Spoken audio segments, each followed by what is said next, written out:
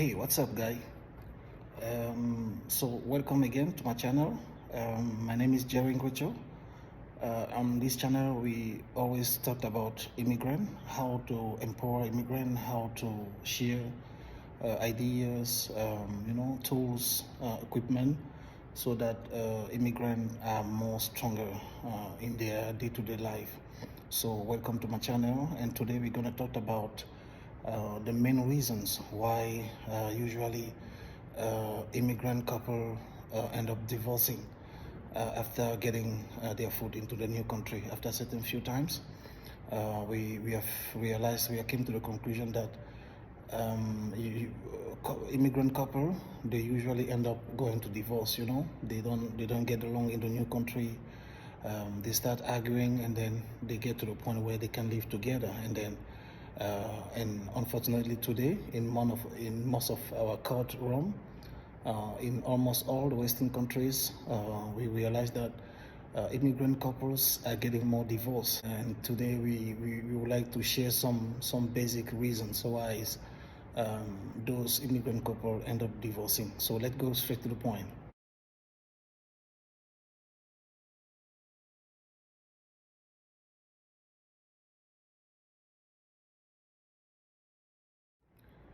And the first reason why immigrant couples divorce when they get into a new country is the lack in the switch of mindset. People don't switch their mindset. They have lived in a different country with different mentalities for many years. They were born there, they were raised there, and then they decide to move in a new country that has its own norms, that has its own customs and way of doing, and then they don't switch their mind. They still want to live with the same principle as if it was in their country of origin. So there is a very big difference, at least socially, mentally, lawfully. There are so many differences. So moving to a new country sometimes comes with the need to switch the mindset. So people still want to behave the same way they used to behave in their country of origin. Let me take some couple of examples. Maybe in your country of origin, women used to be in the kitchen. Women used to have a specific kind of job, and women used to be the person, taking care only of the family, not doing certain role, not involving into certain conversation. And then you guys move in a new country where women is equal as men. Women can earn even more than you. So then that requires a switch of mindset. Usually from both people in the relationship. This is not valuable only for men, but also for women. So it may sometimes require also the women to switch mindset. So that's the first reason, because people move in a new country, they don't embrace the mentality in that country, they don't embrace the diversity, and then they're trying their best to always live the same way they used to live in their country of origin. Then it ends up not working for them, and then they get to the point that they can live together. In a Western country, people are busy. Usually both couples work, they have full-time job, so there is no one having certain privilege. It really have to be a collaboration at home, so things can work. So that's why I'm saying there has to be a switch of mentality. There has to be a switch in mindset when you guys decide to move in a new country. Get to know the country, look at how people are living there, and then try to accommodate and adjust in a new country. That's very important. Have a conversation with your partner. Make sure you guys talk about all the organizational, for the family, how we're going to handle who is taking the children to the school, who is making food, who is going to the work, who is going to the daycare. It has to be a conversation on a regular basis, ongoing communication between men and women for things to work. That's the first reason. So the second reason why some couple end up divorcing is that you guys move from, I don't know, from Indonesia, from Philippines, from Africa, and then you move to France, you move to United States, you move to Canada. Sometimes there is a social norms that prevent women from doing something. They're afraid of what the relative are going to say. Some men are afraid of doing something because they are afraid of what their siblings are going to say. Like, people behave just by fear. But sometimes when they decide to move in a new country, they know they are very far from their country of origin. They know there is no eyes around to judge them. So they release themselves. They can now start acting and doing what they really wanted, what they have been hiding in their stomach. Now it's the time for them to release and really show their real face. So don't get hurt, because sometimes it's not your fault, it's not your responsibility. Maybe your partner just willing, to release, to try something new. Then he or she just, she just want to try something new. She want to release in a new country of freedom. There is liberty in the new country where she moved or where he moved. Then he want to just something different, then just want to stop. No specific reason, not due to the financial situation, not due to the family organization. It's just that someone want to try something new, and that's okay. And that's also one of the reasons. So again, it's all about communicating, being sincere to your partner, and really make the point and be true on the conversation, having an open conversation, and really tell exactly, hey, we move in a new country. I can see there are so many different things. I want to try something new. I want some space. I want some time for myself. That's important, to have that kind of conversation, to exactly tell the real reason of the break. So that's the second reason. The third reason is that sometimes, in certain country, there are what they call social programs. Social program, I'm talking about child support, for example, child benefit from the government. I'm talking about financial assistance when we're going to school. I'm talking about, well-being, social welfare.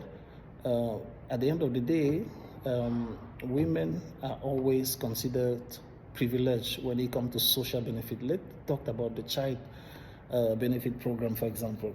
Many couples in Canada, in the United States, they end up divorcing just because of that amount of money that the government are giving for children.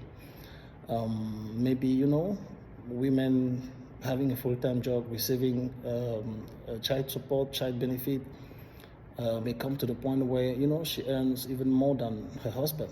Or same thing for the men. A man may be being the one receiving the child support, having enough money, and then start doing stuff that he wouldn't normally do. So this requires a very high level of responsibility. Even if your level, your income increase very fast due to social program, you still have to think about family. You still have to think about your partner. It's important to respect your partner. It's important to keep, that respect in the family. Men, women, is a shared responsibility, and to understand that money is just money.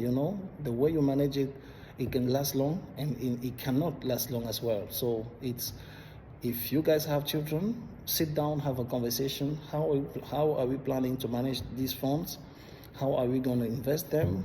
How are we going to save them? That's up to you, but it has to be a collaboration between men and women on how to manage the fund from the government, on how to manage all those benefits from the government, to be open. It's not fair to have, a source of income that your partner is not aware, especially if you guys are married, you've committed to a marital status relationship. You must be open about your income. You must be open about what kind of money you're receiving. Always consult your partner on how to spend it, on how to save it, on how to invest it for the benefit of the whole family. If there is no that openness in the management of financial situation, then yes, the relation will end up going to the end, because people will feel betrayed. People will feel frustrated being in a relationship with someone lying to them about their financial income, lying to them about their secret investment. So it's very important to be open when it comes to finance. If you are earning more than your partner, make sure you contribute more to the family. If you are earning less than your partner, the other partner should be able to compensate and bring the missing fund, so that the family reaches a certain point of stability. Money coming from the government is not your money, guys. It's not your own money. If you receive money for the children, make sure you place it for the benefit of children on a long-term investment, for example. Don't fight. Don't go to the court because of child income.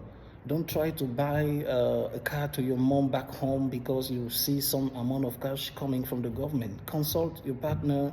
You guys invest it together, place it together, decide together what to do with it. Make sure everyone have a voice on that. The last reason why most immigrant couple end up going to divorce is that now I'm talking to men. I'm talking to men only. In the Western countries in general, women are considered as the weak gender. You want it or not, women are considered as weak gender. So the society tend to bring the women to the level of men because they consider women weak. So they're trying to protect women, they're trying to protect child. I'm not saying that this is necessarily true, right? That's not what I said, but I'm just saying this is how it is, right? Women are considered weak gender, and then the society tend to bring the women to the same level as men. Hey guys, don't take it as an offense. That's okay. You can live with that. If you start altercation with your women and she called the police, they will come and take you away. They won't even ask the question sometimes. They won't even try to investigate initial investigation. They will just take the word of the women and take you away. So this is very important to consider that and not to be surprised when that happens. So you should integrate the law are designed such a way to protect women and children, the behavior, the way of society works at the employment sites.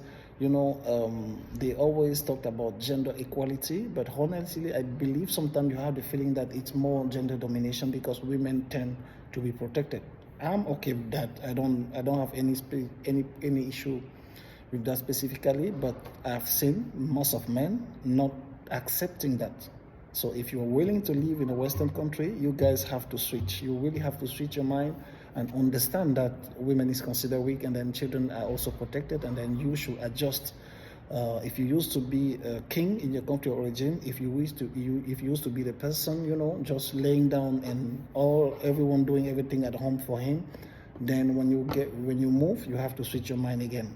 Mind switching again. I'm coming back to the same point. So if you integrate the fact that laws are designed, policies are designed to protect women, if you understand that when we talk about child benefit, the government will systematically give it to women, and even if you guys are both parents, but women are all they have certain privilege that any man should integrate that, should accept that, and then work together with the women for the benefit of the family. So it's very important to consider that and then to integrate that in your way of doing in your family organization, on your family structure. So those are the many reasons. So if you like the video, if you agree, if you disagree, please, I'm waiting your comment. I'm waiting your opinion in the comment. Thank you so much for your time, and see you in the next video. Bye.